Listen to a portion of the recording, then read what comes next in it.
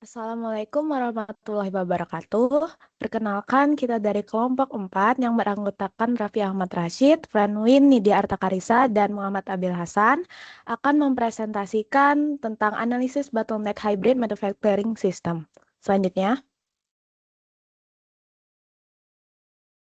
oke, untuk konteksnya, jadi hybrid manufacturing system ini merupakan kombinasi proses aditif atau 3D printing dan subtraktif, latte, grinding, dan milling. Untuk masalah utamanya, jadi sebagian besar job yang masuk ke lini produksi itu berakhir delay atau failed. Dan dua kondisi yang langsung menggigit bottom line, itu langsung menggigit bottom line perusahaan. Lalu pertanyaan bisnisnya, di mana titik lemah yang harus diperbaiki agar output naik dan kerugian berkurang.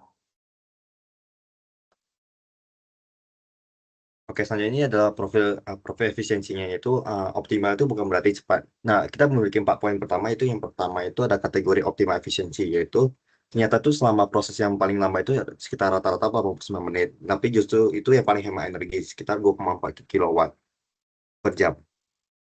Nah, artinya itu sistem ini mendefinisikan optimal bukan dari segi kecepatan, melainkan efisiensi energi, yang merupakan karakter alami 3D printing.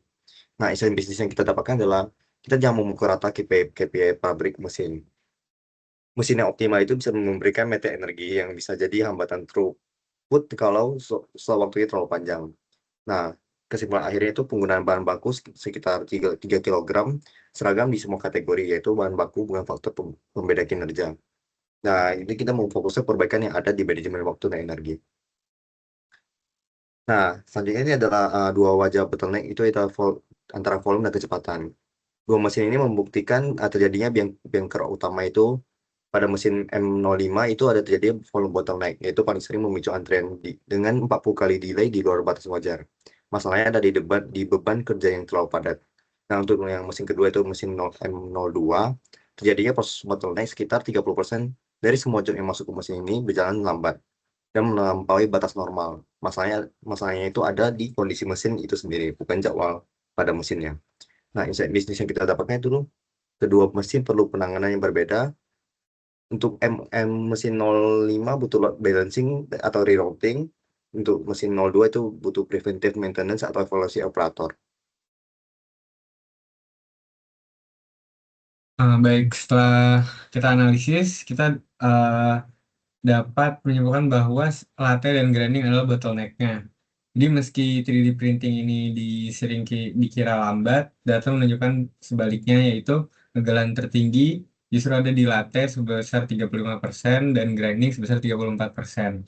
Fase subtraktif yang berfungsi sebagai pembersihan dan presisi pasca cetak adalah bottleneck sesungguhnya di pabrik ini. Untuk insight bisnis yang kita dapatkan, yaitu investasi untuk mempercepat proses aditif akan sia-sia selama antrian di latte dan di grinding belum diselesaikan terlebih dahulu. Selanjutnya,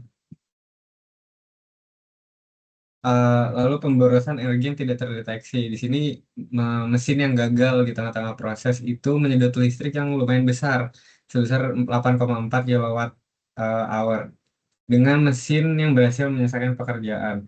Ini tandanya bahwa sensor IoT di lantai pabrik tidak mampu menangkap kondisi idle dibanding dengan aktif secara akurat.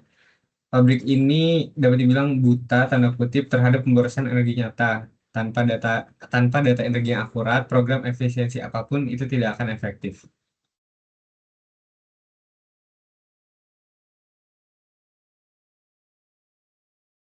Baik, dari semua perusahaan tadi, pertama kita telah mengetahui bahwa penjadwalan saat ini jelas tidak memperhitungkan keberadaan bottleneck. Mana job dialirkan secara merata ke semua mesin tanpa mempertimbangkan bahwa M05 sudah overloaded dan M02 memang secara kronologis lebih lambat. Solusinya adalah diterapkan sistem drum buffer rope, di mana eh, itu adalah sebuah metodologi dari teori of constraint, di mana memberi buffer selama 15 sampai 20 menit untuk job latte atau grinding dan auto retouring jika antrean mesin 05 itu sudah lebih mempunyai pekerjaan sebanyak 5 gitu. Lalu juga eh, disegerakannya jadwalkan preventive maintenance segera untuk mesin 02 atau mungkin bisa dibilang audit kondisi fisik mesin dan evaluasi performa operator. Di mana ini bukan rekomendasi yang butuh apa yang dibutuhkan secara data scientist, tapi ini rekomendasi yang dibutuhkan untuk teknis berpengalaman dan satu kunci yang pas untuk manufaktur. Lalu yang ketiga,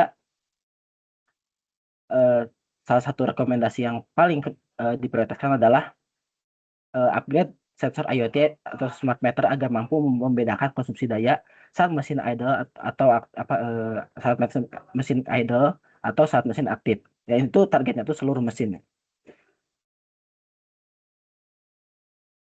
Mungkin itu sekian presentasi dari kami. Mohon maaf bila ada salah kata. Saya tutup. Wassalamualaikum warahmatullahi wabarakatuh.